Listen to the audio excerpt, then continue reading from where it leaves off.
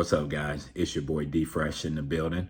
What we're gonna do, we're gonna go ahead and go over recap of Friday's session and jump into Monday's game plan. Okay, we got consumer credit at 3 p.m. What a crazy time to drop some data if power hour isn't crazy enough, guys. So that gives you what, from about 9:30 to about 2:50 to be in and out of your play, because we know right around 2:55 what the market is going to do. You know, it's going to be super volatile. Bears going to try to drop it before the data drop. Bulls going to try to go on their run before the data comes out. We know at 3 p.m. if the data is favorable, Bulls is going to pop this thing up like crazy, or if it's unfavorable, Bears is going to try to sink that thing. Is that a strategy to play? Absolutely. I'm not going to knock anybody's strategy. If you a data strategist and that's what you play to make your money on, keep doing you. That's just not D-Fresh strategy. I'd rather sit back, wait for the market to make a clear direction, and then pounce. At the end of the day, if that's how you roll, get down. Let's go ahead and jump into our first ticker, Tesla.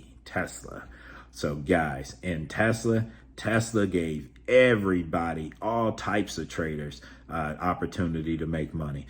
Guys, before we continue, do me a favor, go ahead and hit that like button, hit the subscribe button as well. That way, whenever I drop videos, you'll get alerted, and it'll let you know I dropped a video to be able to see what's the next day's expectations or the next day's game plan. That way we got some kind of idea of what the market is going to do, where we can make some money. Let's go ahead and dive right into it.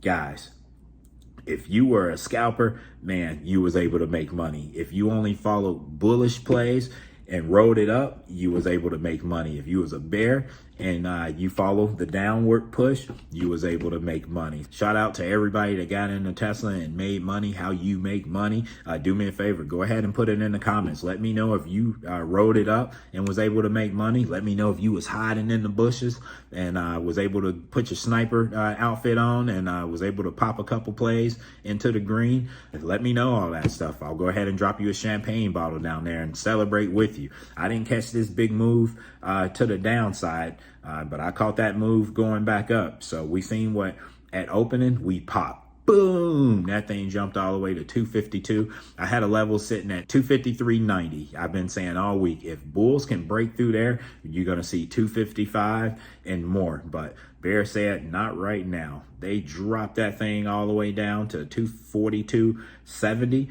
I had a level sitting at 242.40. I said, if Bears can't crack 240 and hold, Bulls ready to run this thing back up. And what happened? They tested it. They went after it at 240, and then we got that boom, that thing jumped up, and I said, all right, that next candle, we hold that 9 EMA, I'm jumping in. I dived in on this candle right here, and boom, ran that thing up right there. That's a $5 move. That's a big move. You guys know how I trade. I like to get out a couple cents before my target. I had my take profit area sitting around 249.80. I said, man, that's where we started that drop at. You know me, I like to get out a little bit before that. I want to get out at 249.50-ish. And that next candle, boom, that thing took us to 249, and I knew where we were going. We were going back to my level at 249.75, 249.80, 249.70-ish, but I don't care about that. I'm getting out at 249.50,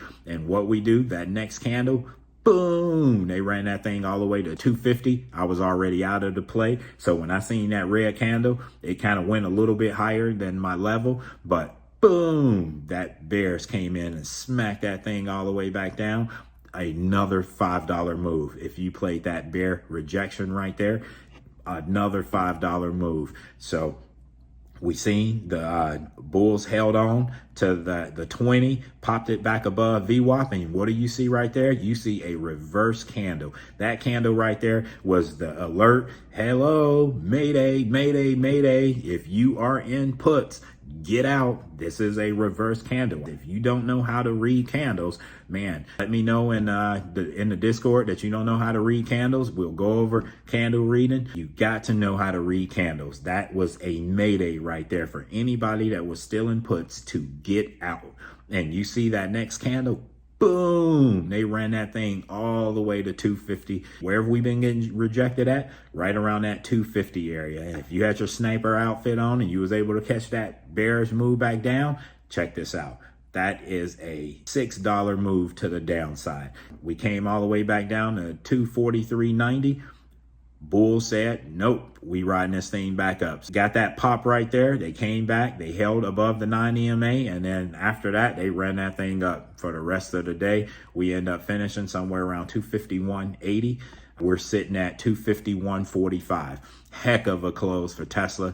Monday's game plan, Monday's expectations, I'm looking, it depends on where we open up at pre-market. If Tesla can open somewhere in this 253 area, it leads me to believe that they're going to try to make a push to 253.90 and break that. And after they break that right there, we got 255.05. Might get some turbulence at that area right there. If they can break that, hello, 257.40, you might get some play action around here, some pullback. But if they hold that level at 257.50, hello, that big fat number at 260. We're going to see that level, and we'll handle in real time once we get that high on the next levels after that. You guys playing around with puts right now, and Tesla, or some of you guys that held puts overnight, man, that's risky, but I'm going to say the same thing with calls. It's risky playing with Tesla. I only get in on Tesla on Fridays because Tesla is cheap. The contracts are cheap on Friday, and you can make a whole lot of money buying cheap contracts and not having to break the bank in doing so. The next favorite is the SPY. SPY was opposite of Tesla. Man, if you guys was bearish in SPY, you got spanked all day on Friday. We was just coming out of the 4th of July. You guys that play bearish plays and only follow the bearish plays, you probably should have held some of those fireworks, some of those cherry bombs and tossed them at the bears to wake them up, because they stayed in hibernation that whole day. We had favorable data at opening, and boom, they pop. Bears tried to sink this thing down. I think I have that level sitting at 551.10. I said, man, guys, do not jump in puts unless we can hold under 551. If we can't hold under 551, the bulls are going to run this thing back up. And what happened? They test 551 and boom, they ran this thing all the way up to 553. And we had a little pullback to about 550 even. I started getting messages, hey, Fresh, how high do you think SPY is going to go? Guys, SPY is in uncharted territory. We can only guesstimate where we think the SPY is going to go when it's in those areas right there. They got to give us levels and areas for us to kind of dissect to see where it's going to go. But as long as we stand above that 9 EMA, I'm bullish 100%. And what happened? Boom, we popped under there, and I put in the Discord, if 553.10 or 553 even hold, we would see 555 levels. And you see at closing, they popped that thing all the way to 555.05. I woke up Saturday morning, I had a message from somebody DM me and was like, hey, Fresh, what do you think? I went ahead and bought 552 puts. Do I got a roadmap down? Man, why are we guessing the top? We should never do that. You wait for clear direction before you jump into these plays, man. Can't do that, because that's how you get Wall Street back your money. And I always say, we ain't in the business to give Wall Street our money back. Them cats, millionaires, billionaires. We trying to take money out of their pocket. Is it a roadmap back down? It is. It all depends on where we open up, because all this is uncharted territory. We don't know what SPY is going to do. What I am looking at is for the roadmap to go up. I want to see 555.05. If bulls can take out that area right there, we're going to start heading up. You're going to see 557. If they can take out 557, then you got 560 on the table. For you guys that swung those puts, you want to see us open at about 553.10 and bears start breaking that. I have another level sitting at 552.70. If we can start breaking those levels right there, then yes, SPY is going to pull back to about 550.80 before they have another real test. And then we'll handle in real time at that point right there. All right, guys, I'm going to go ahead and wrap this up. But do me a favor, go ahead and hit that like button. And go ahead and hit that bell for the subscribe. That way, anytime I drop a video, you'll be notified. And guys, if you like a level to level breakdown on your favorite plays, then come see me in the Discord. The link is listed below, where I give a breakdown on your favorite plays: Tesla, SPY, AMD, Coin, NVIDIA, whatever it is. I give you levels to respect. If you in calls, I let you know, hey, once we get to this point right here, you might need to consider taking profits, because it's a possibility of us going down. And as well as if you're in puts, I let you know, hey, once we get to that level right there, go ahead and take your profits, because it's a possibility of us going up. So, we're grinding. Good luck out there, and let's get it. Boom. Peace out.